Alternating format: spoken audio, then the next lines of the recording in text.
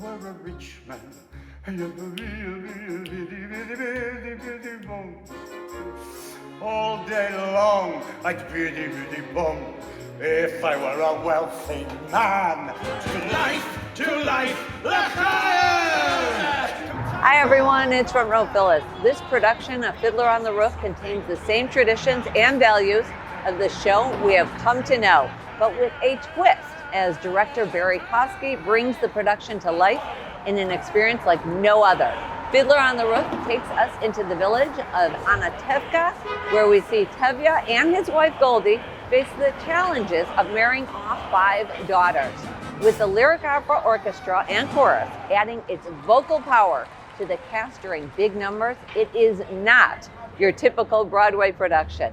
This revisiting of a classic musical is an experience you are not going to want to miss. We are thrilled to have joining us today Steven Skybell, who plays the Papa, Tevye. How are you? I'm good, Phyllis. How are you? I am fantastic. Thank you again for joining us. My pleasure. Off camera, I said it. Opening night, wow. Wow is really the word. Yes, it is. It was amazing. Well, I mean, the joy of doing this here at the Lyric Opera is the operatic scale that the Opera House can give to Fiddler that no Broadway theater could afford. 100-member shtetl that we have here at the Lyric Opera. Wow. It's and the scenic element is like nothing I've ever seen for Fiddler. Yeah. And then Barry's imagination on top of that, where he takes what we all know as Fiddler and gives it its own special twist, which is amazing. Now, this isn't the first time that you've played this. No. But it is the first time that you've played it in English, right? Correct, although Okay. I did play Tevye when I was 17 up at National Music Camp Interlochen, Michigan. Wow. Then I played it again at Yale College when I was 21.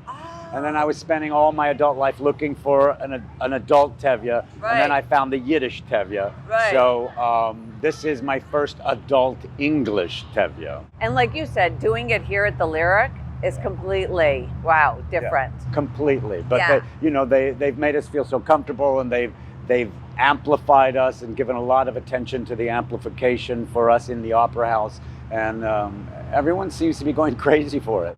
Trust me, I completely know why. Now, speaking of Yiddish, can you speak Yiddish fluently or No, I understand mean, it? when I first did the Yiddish Fiddler, I learned it phonetically. I had heard Yiddish growing up.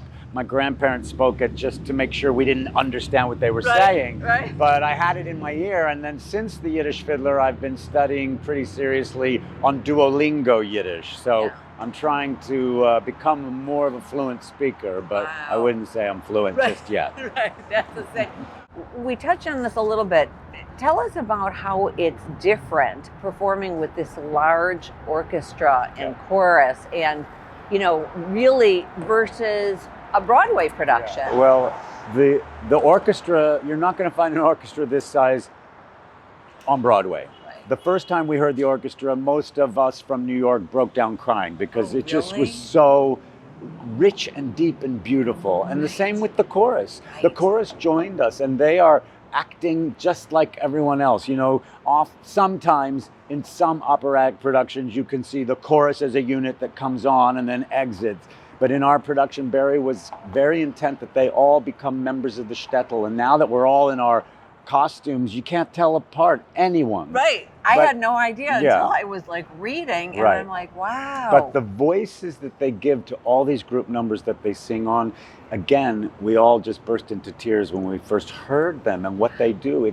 It's really like a dream, like going to heaven and doing Fiddler on the Roof. It's unlike any Fiddler I've ever seen or been in because of that bed of sound that the orchestra and chorus provide. So for fans who have, seen Fiddler on the Roof, which I think every human possible, I don't know anyone. Although I have, you occasionally find people and they say, this was my first Fiddler, and you're like, what rock were you under? But right, so what makes this version different? It is Barry Kosky's vision, which takes all the standard songs that we know, Right. and the way he sets them, the way scenically they're positioned, Right. are unlike anything you will ever see. And yet he goes to the truth of what this musical is about. Right. And so it's just mind blowing, the take on it. I've never seen anything like it. Every number, and he asked me not to see a video from the German production that they did before rehearsal. So when we first started rehearsing, every day was like, I'll say Hanukkah, where each scene was like a gift, because you thought, I can't believe we're doing it this way. Wow. You know, and I won't give out any spoiler Right. alerts, but everything is slightly askew in what you expect, but deeply investigated. So can we talk about the staging? Can we Yeah. talk about that? Because I've never seen anything like this in my life. Yeah. That you literally are in a box, right? It was kind of like right Yeah. on the stage, and then Yeah. I was like, Well, especially yeah. the scene where you and Goldie are in bed, and I'm Yeah. like, So a scenic element are a wall of wardrobes and bureaus, sort of like abandoned furniture, Yeah. is sort of the scenic element. So everybody goes into closets and comes out of wardrobes, Right. and that's sort of a conception of the production. Wow. But it is. It's meaningful in the end when everyone is taking away their possessions. You know, Right, in right. Anatevka, they're taking a chair, they're taking a drawer or Yeah. whatever it is that they have. You've obviously been, in lots of productions. Right. Do you remember the first production you were ever in? I do actually. You do? Yes, it was the Lubbock Theater Center. I grew up in Lubbock, Texas, Okay. and there was a theater center there. I was 11 years old. Fiddler had just come out from the movie, and I played one of the chuppah boys in the wedding. We were told to give ourselves names, so I was Pavel the chuppah boy. And that was my first experience of it. And again, being a little husky, we called us husky in those days, a little husky Jewish boy who wanted to do theater, finding out that there is a musical where the protagonist is not only Jewish, but he may have a little more flesh than not, was very empowering for me. Even then, it just felt like maybe this is something I can pursue. And Fiddler has been on my shoulder my whole life. Right. And